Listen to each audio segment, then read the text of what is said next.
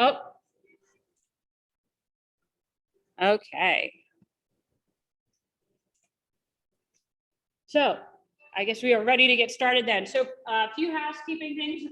Hello, for those of you that don't know me, my name is Christine. I work here at the North Carolina Maritime Museum.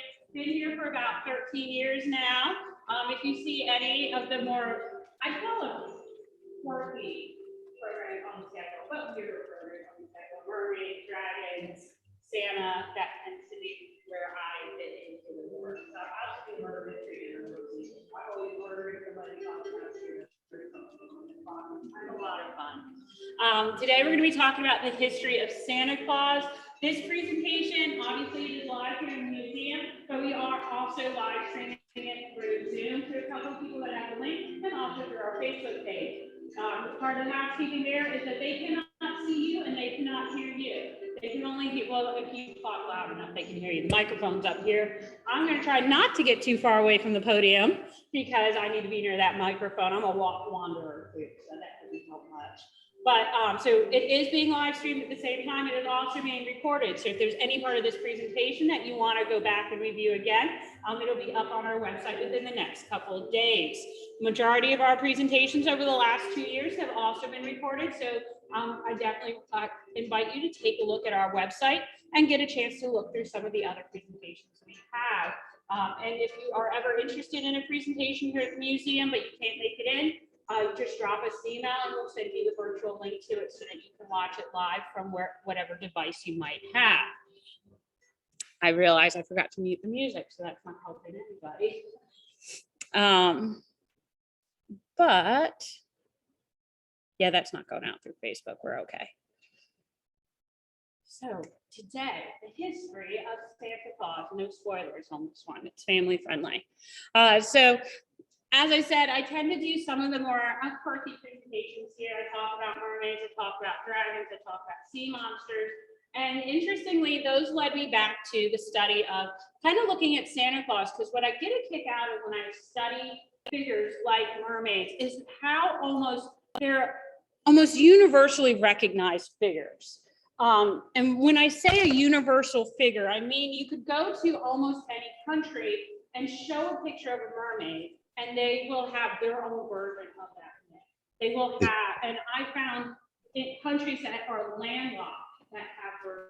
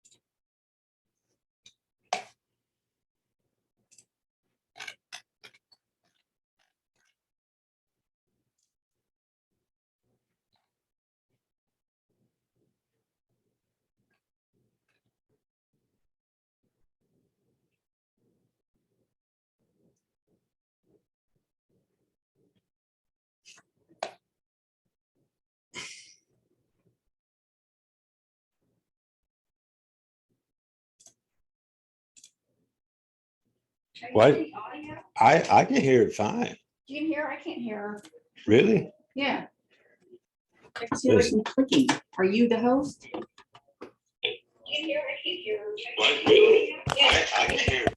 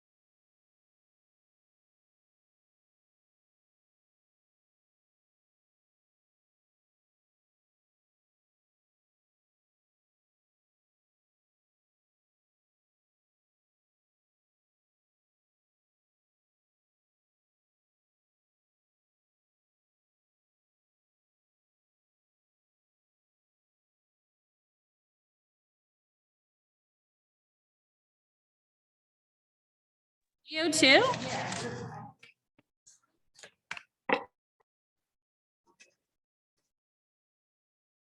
Okay, how's it going now? It's not? Okay.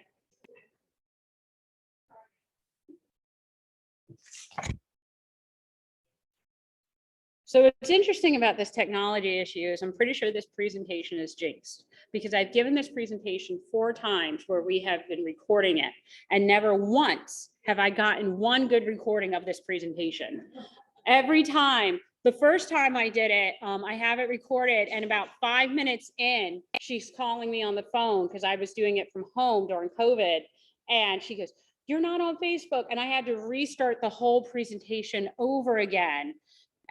Thankfully, there was only 1 or 2 people watching me live through Zoom, and they were very willing to watch it, but it's just a jinx on technology.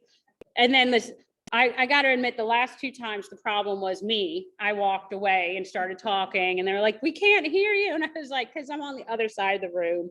That'll do it. So back to where we were. So the Scandinavian countries have adopted Santa. He's starting to show up. You can see he still has very much that saint-like look to him with the long robes and the hat. He's now associated with that white beard, and he's on his horse, which he's bringing around with the toys. As I did also say, he's also interestingly associated with not just rewarding the children, but punishing the children.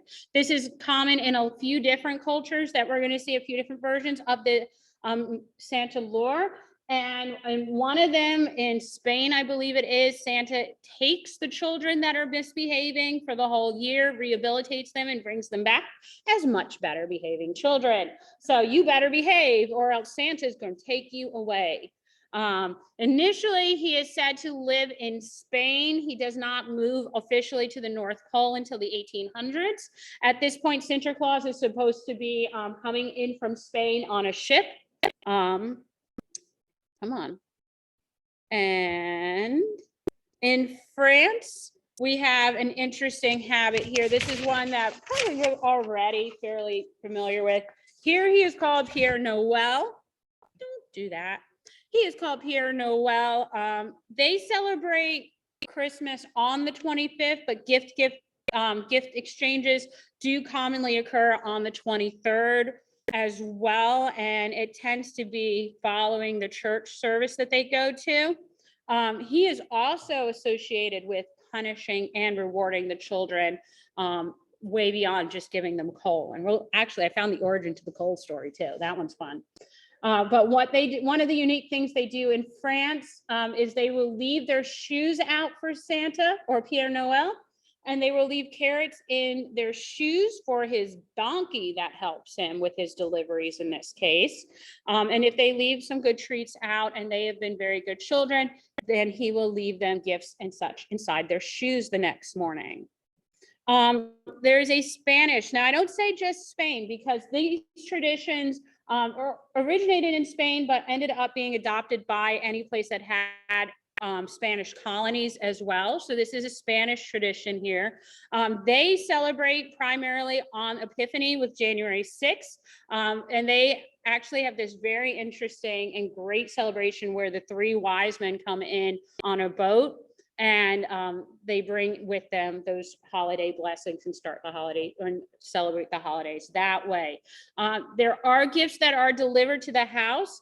Some versions, some areas of the Spanish world will celebrate it as saying that the baby Jesus brings the gifts to your house, not Santa Claus. Baby Jesus is bringing them. Now, there's other areas of Spain or the Spanish world where they came out and they said, oh, hold on. Oh, there's the 3 wise men. There's baby Jesus bringing you your gifts. There's also some areas of Spanish. I'm jumping ahead on myself. So they have the 3 wise men. They come in. They also have baby Jesus. Baby Jesus is shared with, as a belief that is also shared with Germany. Fun fact for you, the 3 wise men are supposed to represent the 3 continents that were known at the time that Jesus was born. So you have the African continent, I believe you have the Middle Eastern continent, and then you also have the European continent as well. So when you see, if you ever get the chance to go online and go and look up some of these celebrations with the three wise men, they have a lot of cultural icons from those three different cultures. In Germany, just like in Spain, they believe baby Jesus is the one that is bringing gifts right alongside of Santa. But there is in South and Southwest Germany, there is a competing belief, because there was the question that came up generations ago of how is a baby carrying all these gifts? We don't ask those kinds of questions of this lore, but they did. And as a result, they actually have developed this very unique belief in what is called the Christkind or Christkind. And it is this beautiful woman dressed in a gold dress with a gold crown that helps and brings the gifts to the children on at Epiphany on January 6th in this case. She also is the one that comes around and collects all the letters from the children that tells Santa or baby Jesus what they want. I say Santa because previously Santa was not part of this lore, but in the last couple hundred years, Santa has even started showing up here, working very closely with her. So now they are seen in partnership. Interestingly, Christkind is also considered one of the origins for the name Kris Kringle. It's supposed to be they started mispronouncing her name. And even though she is not Santa, her name does eventually evolve into that. In Italy, they have a very interesting character, Befana. She is supposed to be the one that delivers the gifts. I'm walking away again. Here I go. She delivers the gifts on Christmas itself on December 25th. She is described as being a witch-like woman. She is ugly. She has a wart on the end of her nose. She wears a black hat and carries a broom. She goes by a few different names, and that's what I have, the two names there. She has also been known, I don't have it here. She's got it, like I said, she has a few different names. The story behind her is that when Christ was supposed to have been born, the three wise men were seeking him out. They stopped by where she was, asked her for directions. She was unable to give them directions, but she did give them assistance, let them stay with her for a little bit. When they went to move on their search for the Christ child, they are supposed to have invited her along. She initially turned them down, and then later changed her mind. And when she tried to catch up to them, was unable to relocate them. As a result, she had all of these items or all these toys that she had prepared for the Christ child. So instead of giving it to him, she handed them out to the children that she encountered on her travels. So it's supposed to be, to this day, she will continue to give out toys to well-behaved children, since she was never able to make it to the Christ child himself. The lore also goes with her that if you are good, that you will get your gifts.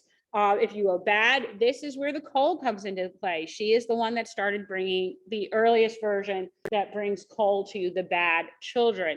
To this day, children in Italy will get coal in their stockings, but it's candy coal, so they get to eat it. So I don't know how much of a punishment that is when you open it up and you're like, I got all this candy. But so she does still. And what's interesting is I see this in Italy, in the Scandinavia, and also in the Spanish tradition, is the association with chimneys and fireplaces is pretty consistent through all three of those, that this is the way that these gifts are entering the house, that these characters are entering the house. In the Scandinavian countries, they actually encourage the children to sit next to the chimney or the fireplace and sing carols to prove how good they are. So that if so whoever they might believe in might be walking around on the roofs of their houses. If they hear them singing, they know that they're good children. So that's their way of proving they're worthy of their gifts, if they sit there and they sing to the fireplace, which I also think is just a parent's way of being like, go sing to the fireplace, please. I could be wrong. It could be. I mean, it was very sweet looking too.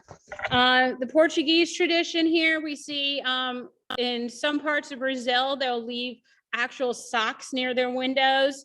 And if Papa Noel at that point finds the socks, he'll exchange it for presents. So he'll take the socks and actually leave the presents, which is very different from the tradition that we know today, where you leave your stockings on the mantle and he fills them with gifts. Like I said, he's called Papa Noel. He brings the children, and this is done. So the gifts are opened primarily on the 24th in the Portuguese tradition, as opposed to the 25th itself, which is more what you see here in America. In Russia, I've not figured out how to say her name, but this is her name here. She is supposed to be the granddaughter of Santa, and she assists with helping to deliver the letters to Santa. So she picks them up, and she also will help him bring the gifts to the good, well-behaved children as well. Every year, there are children that get the opportunity to portray her, and it's considered a great honor to be, obviously, Santa Claus's granddaughter. Who wouldn't want to be that? There's a Polish tradition. Now, mind you, when I talk about these different traditions, they're not everybody in Poland celebrates the same thing, just like not everybody in America celebrates the same thing. But in Poland, there's a few different versions of how Santa is portrayed there. Interestingly, my favorite that I saw was that he is portrayed in this blue outfit with stars on it. And he is actually portrayed as being, I think they call him the Starman. And so a little bit different, but still beautiful. Also bringing gifts. And here he is, he's shown with a deer in this image, but he wasn't quite yet associated with deer.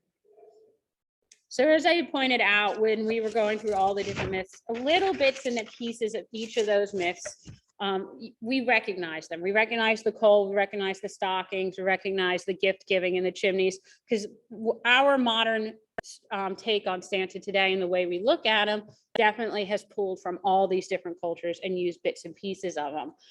But it wasn't until the 1800s that we really start seeing Santa go through a significant change and become what we think of him today. So we have the beginning with St. Nicholas, then we have all the different cultures such as Sinterklaas and then Father Christmas. And then in the 1800s, we've got two different people here, or two different influences. First, we have Washington Irving. In 1809, he is largely credited with being the one to bring St. Nicholas or Santa Claus here to America. He introduces the myth or the story of Santa Claus to the world, or to America, in the interest of reviving some old Dutch traditions. He was actually in New York. And does anybody know what the original name for New York was? It was New Amsterdam, because it had that Dutch origin. And he was interested in reintroducing some traditional Dutch traditions and stories. So one of those he brought back was Santa Claus and introduced that. He started publishing stories about Santa Claus and St. Nicholas. He also, at that point, took St. Nicholas and gave him a little bit of a new look. It had been about 1,000 years. It was probably time for the guy to change his outfit. Everybody likes to change their clothes sometimes. And at this point, he actually introduces Santa as St. Nicholas. He puts him in what is a Dutch sailor outfit, which is actually the outfit that we know today, that big jacket with the buttons down the middle. But he puts him in a green outfit at this point. And we don't see red show up until later, and we'll talk about that. But initially in 1809, he introduces the image of him in this Dutch sailor outfit, in a green outfit, and also describes him as being in a horse-drawn wagon. So no reindeer yet, still just horses, but he's in the wagon delivering the toys.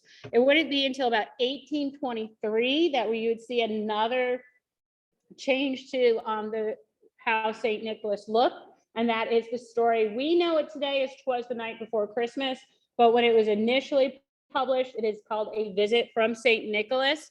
I've now heard this as described as the only poem that every American voluntarily learns. And we can almost all say at least part of this poem by heart, which is awesome. So this is one of those universal figure things. It's fun to be able to go across the country and find something that speaks to all of us. And we almost all familiar with A Visit from St. Nicholas. This poem is the first time that we see St. Nicholas associated with reindeer. This is also one of the first times that we hear him described really in detail physically. He's given that jolly laugh and that bowl full of jelly belly.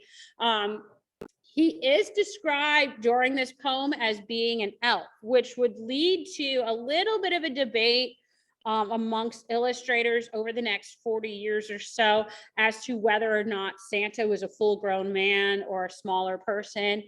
There would be quite a few illustrations that would come out portraying him as much smaller, which would explain why he was able to fit through the chimney. And it wouldn't be until much later, and we'll talk about that in a bit, in about 1862, where an illustrator will ultimately put an end to that debate. But 'twas the night before Christmas is where we first see a lot of those more iconic associations, primarily the reindeer. This is also the first time, even though he is described as an elf, this is the first time we ever hear about elves being associated with Santa as well. Now his red outfit. Now these are, I showed you a couple different versions, different cultures, up until about the 1860s. Even after A Visit from St. Nicholas, portrayals of Santa show him in all different colored outfits. He was trying out, he was still searching for his look. And about 1862, this guy, Thomas Nass, started drawing up illustrations for Harper's Weekly. And he drew up some portrayals of Santa Claus. And you're gonna see, so in the top left there, that black and white image is one of the earliest images he drew of Santa Claus. And in that image, it's actually, he's supposed to be wearing the stars and stripes to look very patriotic, because he's out in the field with the soldiers. And then in this image here, obviously, he is now portrayed with his now iconic red jacket. Now I had when I was doing my research, I found that he was actually supposed to be wearing, in earlier versions of what Thomas Nass drew, it was supposed to be a brown jacket. But because of the way the coloring worked and the ink worked in Harper's Weekly, it came out more red than brown, and it was a hit with the public, so they stuck with that red look right there. Now, this was originally designed, kids and families alike ended up globbing onto this image of Santa. They really enjoyed the way he looked here. This version is not the earliest version of the earlier version of this was actually meant to be a satire and a comment on the ongoing treatment of the military at that point, because Santa was supposed to be carrying all the things that were being denied to the military. So you might see some, yeah, you could see, I think he's got the belt, but later on he would change the image up a little bit, knowing that it was much more appealing to families, and they were using this as what Santa should look like, or what they felt Santa looked like.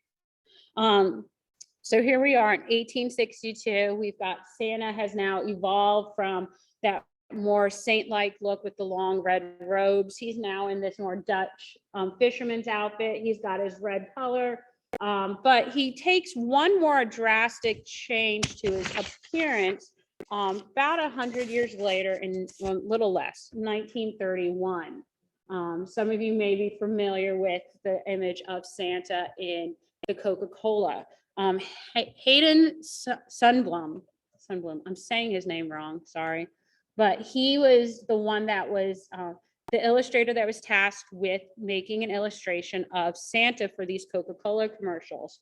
And the reason this became such a kind of groundbreaking thing for Santa himself is because previously, when you would see pictures of Santa, he was very cartoon-like. He was very flat, not flat, he's smiling here, but he's still very cartoon-like, very much an illustration. But this is one of the first times that you see a massively shared image of Santa, and he looks very human. He's got laugh lines on there. He's got creases. He's got his iconic rosy cheeks now.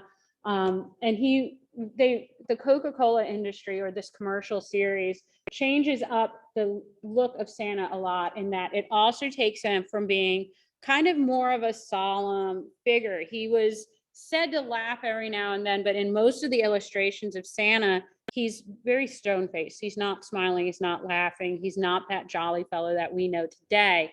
And Coca-Cola's commercials and illustrations with Santa always have him smiling and laughing. So they changed that look of Santa to what we know today with his more jolly figure, his more jolly image, and also give him a more human-like proportions to his face and features, I should say, not proportions, features. So 1931, we now have Santa as we know him today. Santa is not only portrayed in illustrations today, he shows up in a lot of different aspects. He's now on TV. There is not a show around, I think, that doesn't have a holiday special anymore. Santa movies, there are at least 99 in America and counting. If you want to go online, find them, you can. Actually recommend, if you get the chance, to look up the first Santa Claus movie. It was made by a gentleman that was actually, it's a silent film, and it was made by a gentleman that was previously a magician, and he would do stage magic. And that's really noteworthy because when you see his film with Santa, he uses a lot of his stage magic to give Santa, the character of Santa in his film, more of that kind of like fun magical abilities. But yes, 99 movies and counting. I think there's at least 12 that came out in the last month alone. And as I said, Christmas specials, there's not really a show out there that hasn't had Christmas or a Santa special. We see it happening in outer space. But this just lends itself to that argument that Santa is becoming that universal figure. It really doesn't matter what show you look at. It doesn't matter what movie you watch. There's gonna be a Christmas special probably in that show, because he is a figure that speaks to, or we can all relate to. He also shows up in commercials in a lot of different forms. We talked a little bit about that. This is always interesting because it changes up some of the lore as well. The idea that Santa wants a treat when he comes to your house on Christmas Eve comes largely from, is perpetuated a lot by these different commercials. If you're familiar with where the M&Ms were trying to leave out M&Ms, there was a cereal commercial for a while that was trying to encourage children to leave out cereal, but we all know what's Santa's favorite food? Cookies. They can try and say it's M&Ms, it's not M&Ms. My dad tried to convince me it was steak, but I feel like I wasn't quite up to that. Santa, as we mentioned, he had a few different helpers throughout different cultures, but there are some helpers that are kind of universal that we see showing up throughout the different cultures. These are just a few of them: magic snow globes, the Christmas mouse, the donkey. I found out recently that Dominic the donkey is not a culturally universal thing. That's more of a Northeastern thing here in America. Because I came down here and I was like, why is nobody singing Dominic the donkey? And they're like, what? So that one is a regional myth. But so there's a lot of different regional assistants. But one of the ones that you're going to see being almost as universal as Santa himself is Mrs. Claus. She does appear in quite a few of the myths. Even though we know of St. Nicholas starting 1500 years ago, we do know that the first reference to Mrs. Claus is in 1878 with a story that's called Little Travels in Santa Claus Land, where they reference seeing Mrs. Claus as she's working on the ledgers and she's assisting Santa. Whenever she is portrayed in the with Santa, it's often in a supporting role. She's taken quite a few different looks as well, as you can see here, just like Santa has evolved over time, so has she. Her first name remains a debate. Nobody quite can seem to quite settle on what her first name actually is. Often she's just called Mrs. Claus, but beyond that, I have seen versions that call her Noel or Carol, which makes sense. Christmas carols and Noel. So she might have one of those two first names, but at this point she remains Mrs. Claus, ever there to support Santa in his endeavors. Another symbol that has become very iconic with him is the idea of the elves. They are there to assist him as well. Different versions of the Laura has him doing the elves working in different capacities.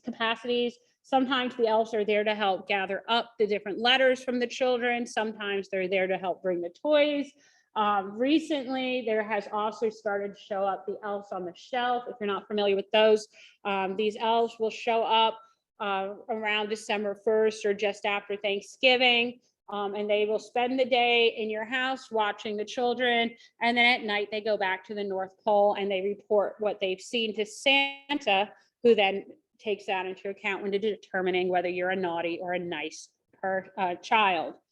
These elves, we have one here in the museum that shows up every December. She's hanging out in our lobby. So they show up everywhere and they report on any children that they see and then bring that information back to Santa. So that is Elf on the Shelf. This year specifically, I started seeing a lot of these guys. So I added this in because I wanted to go on the record. They call them gnomes. They're not gnomes, they're tomtas. This is actually a myth or a lore out of the Scandinavian countries. These little tomtas are little spirits that would help out. They're around all the time, but at Christmas time, they do bring you gifts as well. So your little tomta could come in and sneak you some gifts or something. But these are tomtas. These are not, well, I mean, you can call them gnomes if you want to call them gnomes, but different culture, different base. Still cute as anything though. And for some reason, they've become all the rage this year as far as Christmas decorations. So that is a tomta. The other assistant that you're going to see pretty universally now associated with Santa, thanks to the that poem, Visit from St. Nicholas, is you're going to see the reindeer. Now, initially, he has 8 reindeer. Later, in about 1964, about then, we're going to see the 9th reindeer added, which is Rudolph the Red-Nosed Reindeer. But most universally, we see him associated with the reindeer. Now, it's really fun. You don't have to do it out loud, is to see if you can name all 8 reindeer in your heads. I can never make it beyond the first 3, honestly. And then I start having like Hitler in my list. It's not good. Everybody give it a try. Think you got it? So you got Dasher and Dancer, Prancer and Vixen, Comet and Cupid, and Donner and Blitzen. Now, if you didn't get Donner and Blitzen, that's okay, because those names do vary depending on some of the versions of the story told. But there are your 8 tiny reindeer. There are other versions that add other reindeer, but these are the 8 originals right there that help pull Santa's sleigh. Oh, he was supposed to be back in culture. So one of the stories that contribute to the Santa myth is that of Odin. He is thought to be one of the earlier versions. Odin is supposed to have, so the reason that they associate Odin very much with the lore of Santa Claus is because Odin lived in a far off land, only came to Earth usually about once a year. At that time, he was actually said to be seeking out those that were misbehaving and to punish them and to reward those that were well behaved. He also had this great horse with 8 legs that he would ride around on as he would travel the world. He had a lot of similarities, that big white beard, that kind of big guy that would have been very similar to Santa. So there's quite a few people that believe that one of the, like I said, Santa had many different hats. Sometimes he was giving out gifts and sometimes he was riding around on an 8-legged horse. The Yule goat, and that one was out of order, sorry. So he was supposed to be earlier in the presentation, but the Yule goat is one of the assistants to Santa. This is a Scandinavian one. This is one that it's supposed to be that the Yule goat, Sweden, not Scandinavian, Sweden. So the Yule goat is supposed to be a goat that helps Santa deliver all of his gifts. This is also something that you'll see very commonly in decorations for Christmas.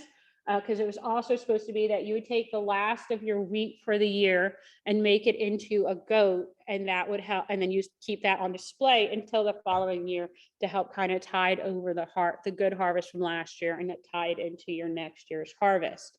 Now, what's really cool is I found there is a city in Sweden, and every year they make bigger and bigger Yule goats out of their grain. This one was 42 feet high. And their tradition is to make the biggest Yule goat they possibly can. And the locals' tradition is to burn it down.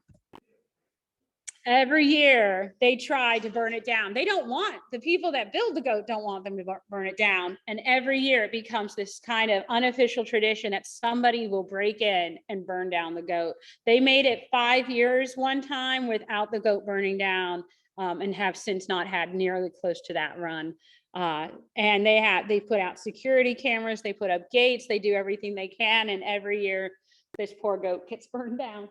And I think it's become kind of a joke in the local community that this is going to happen eventually. And how do you build a 42-foot long high straw goat and not expect somebody to be like, that looks, but that's an unofficial tradition. I had this question asked and I found it had an interesting answer, so I wanted to share it with everybody. Why Merry Christmas versus Happy Christmas? Obviously here in America, we tend to favor the term Merry Christmas, but if you talk to somebody from overseas, specifically England, you're going to get Happy Christmas, different terms. And the reason for that is because merry and happy, obviously very similar meanings, but their associations. Happy is considered to be a much more sedate, higher class state of mind, whereas merry is a little bit lower class. That's where you're doing merrymaking, you're getting a little wild and crazy. So in America, we're a little bit lower class. So we're like, Merry Christmas, we're going to have some fun tonight. And then in England, they try to hold themselves to that higher standard and Happy Christmas. Today, they may not know why one versus the other, but that was the original explanation behind the difference in why some cultures say Merry Christmas versus some cultures say Happy Christmas. It goes back to how they celebrate the holiday. Christmas flotilla, this is something that is a fairly new tradition. There's only a few places in the world that do it, and you're in one of them. This Saturday, we started this in 1992. We get boats that come along. It's our own Christmas light parade. We have probably about a dozen boats signed up right now, and they light themselves up. They go down the, oh my gosh, Taylor's Creek. Yes, I know words. They start in Morehead City and they come over here to Taylor's Creek. And if you stand on the waterfront, you can definitely get a chance to see them. So that is a really fun celebration right there. Santa portrait is seen in it, but is not part of the original lore of Santa, but it's still fun. So I want to thank you all for joining me today and listening to my history of Santa Claus and how he's changed over the years and giving you a little bit of an insight into the different ways he is celebrated. I hope everybody finds their own fun way to celebrate him this year, whether you're burning down a Yule goat, hopefully please don't burn down a Yule goat, or going to our Christmas flotilla. Have a happy and safe holiday. So thank you.